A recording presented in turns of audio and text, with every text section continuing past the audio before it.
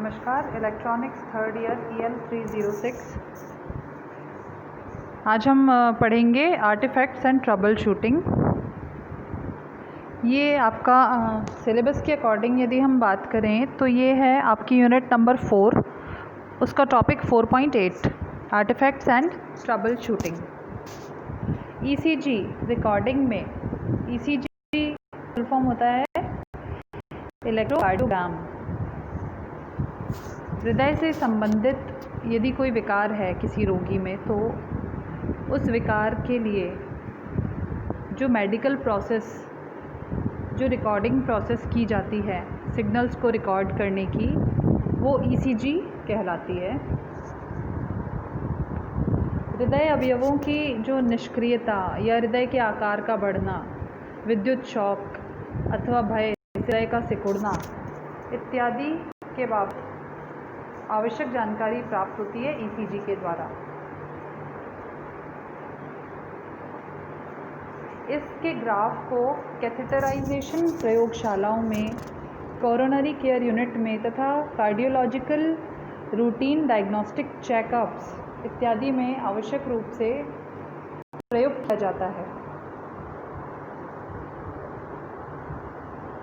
हृदय द्वारा उत्पन्न इलेक्ट्रिक फील्ड वेक्टर प्रवृत्ति का होता है, सदिश प्रवृत्ति का, किंतु इसका मापन ECG द्वारा स्केलर क्वांटिटी में शरीर के कुछ डेजिग्नेटेड पॉइंट्स होते हैं, विनिश्चित स्थान के द्वारा किया जाता है। इन संकेतों का मैग्नीट्यूड मिलीवोल्ट में होता है तथा आवृत्ति 0.5 हर्ट्ज से 150 हर्ट्ज के मध्य मापित होती है। यानी कि हमें बहुत लो फ्रीक्वेंसी रेंज के रिकॉर्डर के द्वारा मापन किया जाना आवश्यक है, क्योंकि हाई फ्रीक्वेंसी रेंज में जैसे EMG है वो हाई फ्रीक्वेंसी रेंज के सिग्नल्स को रिकॉर्ड करने के काम में आता है। वो हाई फ्रीक्वेंसी रेंज के सिग्नल्स को हाई फ्रीक्वेंसी रिकॉर्डर द्वारा कैच किया जा सकता है, लेकिन लो फ्रीक्वेंसी सिग्नल को कैच करने के लिए लो फ्रीक्वेंसी रिकॉर्डर की ही आवश्यकता है।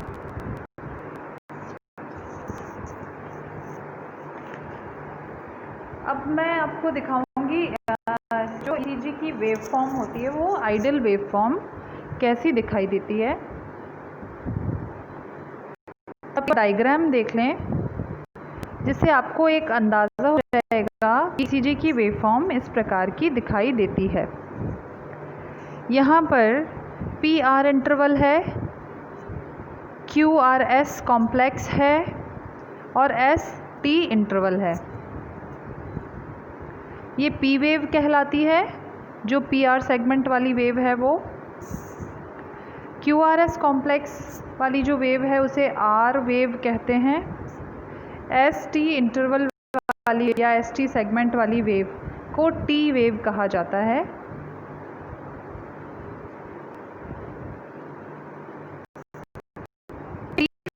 मैं ECG का आपको दे रही हूँ इस लेक्चर में, क्योंकि हम पढ़ेंगे अब artefacts and trouble shooting.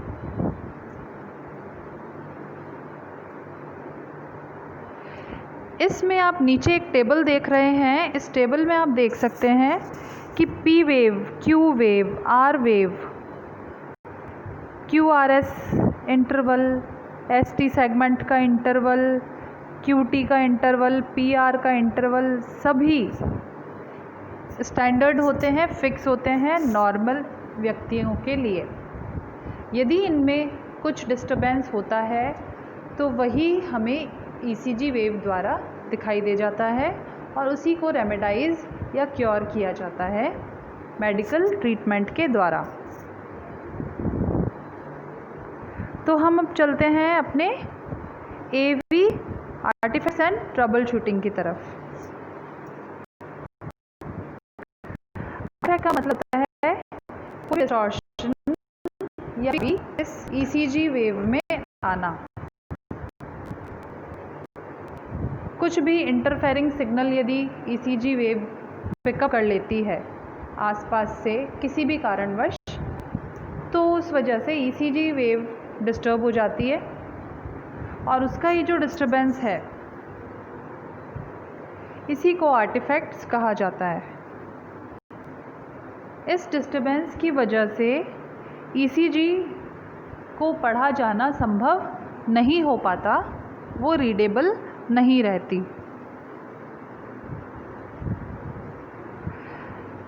ECG के ट्रेस में जो डिस्टॉर्शन सिग्नल प्रोड्यूस होता है उसको आर्टिफैक्ट कहा जाता है।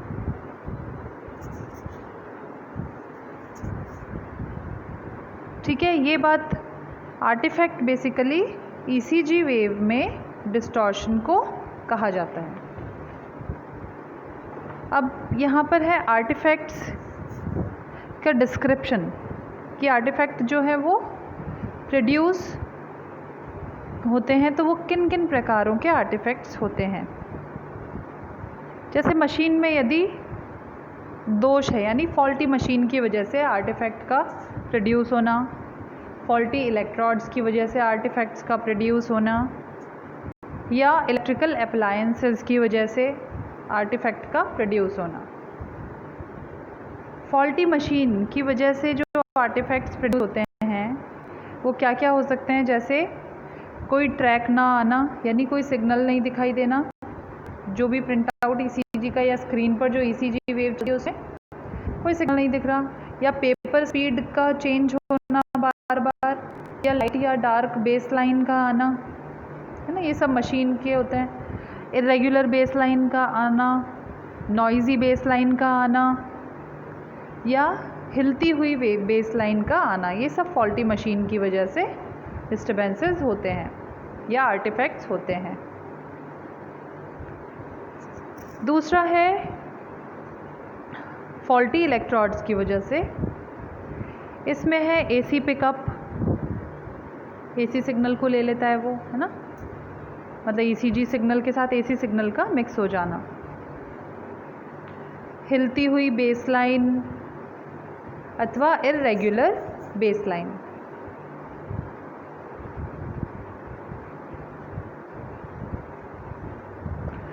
इसके बाद है अप्लायंसेस की वजह से आरएफ इंटरफेरेंस रेडियो फ्रिक्वेंसी का या एसी सिग्नल को पिकअप कर लेना।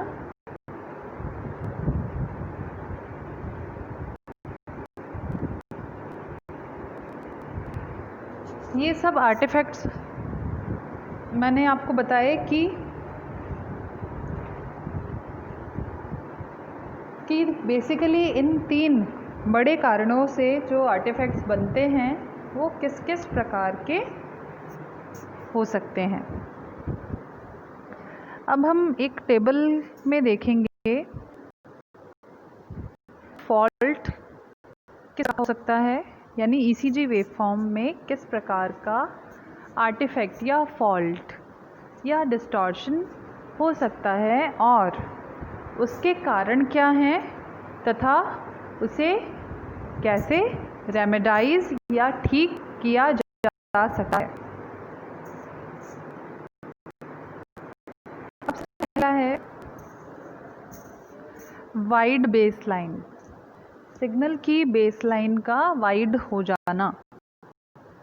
इस कारण होते हैं डर्टी इलेक्ट्रोड्स, इलेक्ट्रोड जेली का ख़त्म होना या एक्सपायर हो जाना,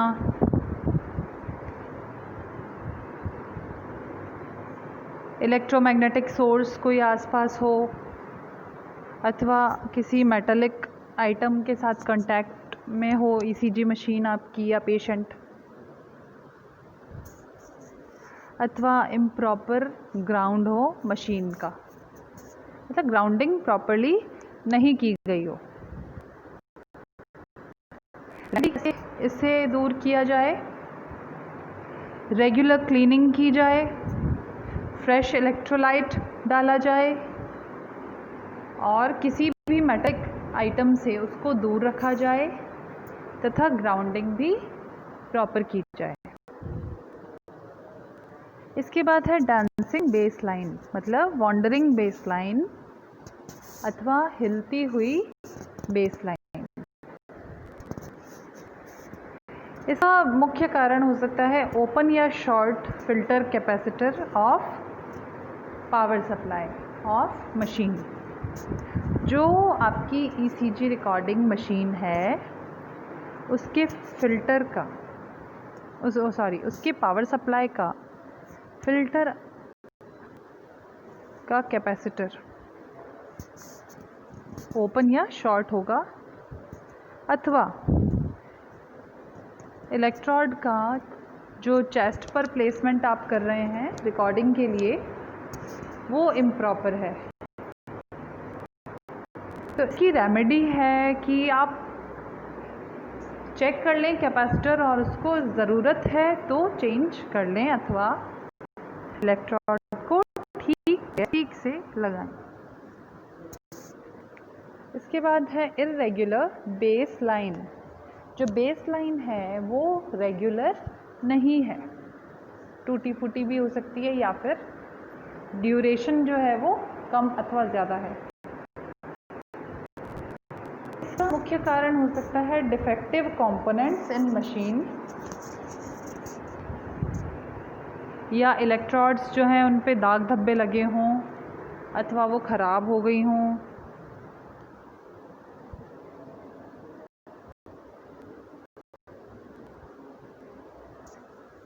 या कोई आंतरिक कोई केबल का टूट जाना, इस तरह से।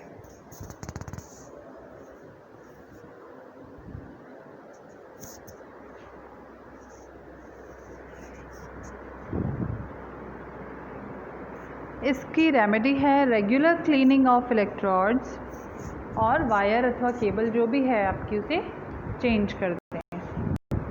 फिर है लाइट या डार्क बेस लाइन। बेसिकली जो बेस लाइन है उसमें ज़्यादा इश्यूज हो सकते हैं, तो यदि वो डार्क है या लाइट है, दोनों ही केसेस में या तो पीएमएमसी पर प्रेशर इम्प्रॉपर है ना, या फिर स्टाइलस टिप की जो सेटिंग है वो ठीक नहीं है, और उसके टेम्परेचर जो है वो भी हो सकता है गड़बड़ हो स्टाइलस टिप का, या यदि आप इंक जेट काम में ले रहे हैं प्रिंटर तो उसकी इंक जेट ब्लॉक्ड हो, इसलिए लाइट डार्क लाइन आ सकती है। इसको रेमेडाइज कर सकते हैं आप प्रॉपरली, प्रेशर को प्रॉपर एडजस्टमेंट करके, या सेटिंग की जो प्रॉब्लम है उसको रेक्टिफाई करें। स्टाइलस टिप यदि प्रॉपरली सेट नहीं है तो टेम्परेचर उसका सेट करें। ब्लॉक जेट है तो उसको अनब्लॉक करें, क्लीन करें।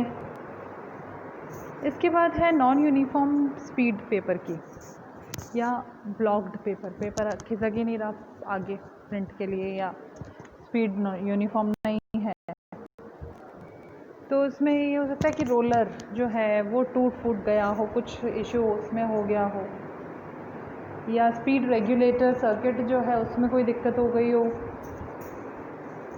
या गियरिंग में कोई प्रॉब्लम हो गियर्स में, या पॉज आपका एक्टिवेट हो गया हो।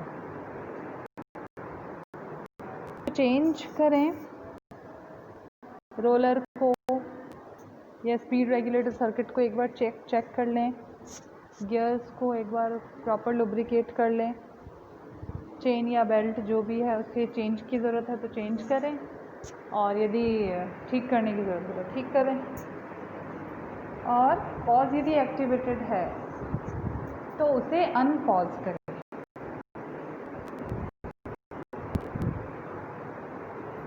इसके बाद है छठा, नो ट्रेस, यानी आपको कोई ट्रेस नहीं मिल रहा है आपके स्क्रीन पर या पेपर पर। इसका कारण हो सकता है इम्प्रॉपर स्टाइलस टेम्परेचर।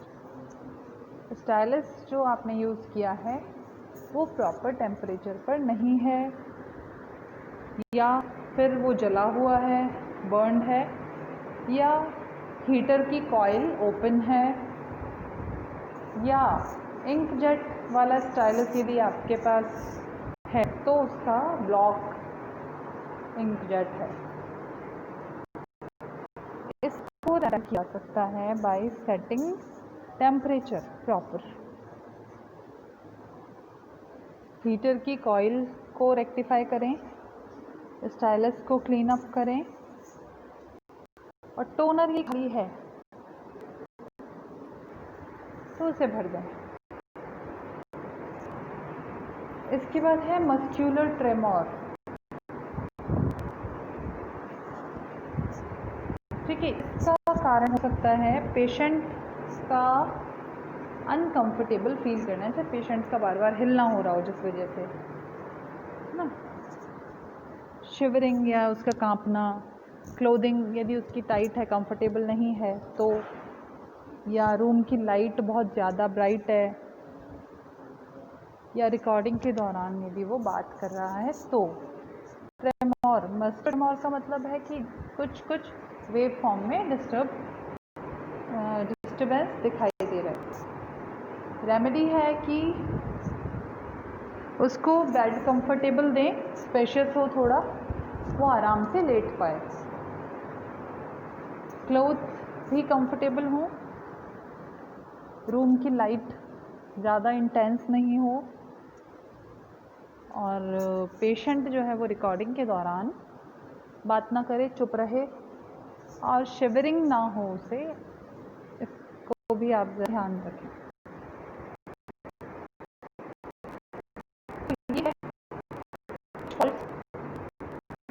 और उनकी रेमेडी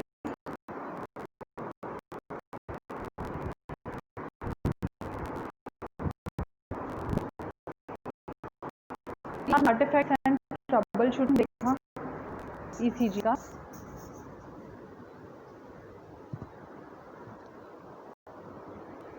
ईसीजी के बारे में हमने पढ़ा कि क्या क्या प्रॉब्लम्स हो सकती हैं जो प्राप्त वेवफॉर्म है उसमें, और वो किन तरीक़ों से उन्हें दूर किया जा सकता है। धन्यवाद।